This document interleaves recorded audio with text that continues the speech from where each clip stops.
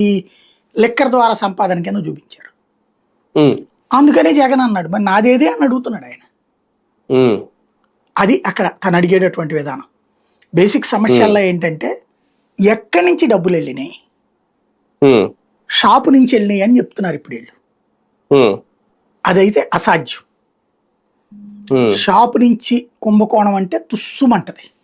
ఉమ్, ఎందుకంటే షాపుకు వచ్చే ప్రతిదీ కూడా డిపో నుంచినే వస్తుంది.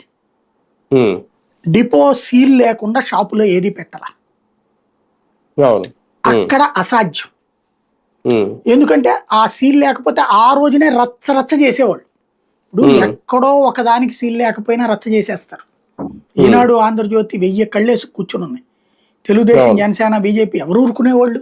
కమ్యూనిస్టులు కానీ కాంగ్రెస్ కానీ ఎవడు ఊరుకుంటాడు? అవును. అందులో ఈ లెక్కలు బాగా తెలిసిన వాళ్ళు అందరూ. ఉమ్, కాబట్టి అక్కడెక్కడ ఆ రూట్లో సీల్ లేకుండా రాల. అప్పుడు ఏం కావాలి?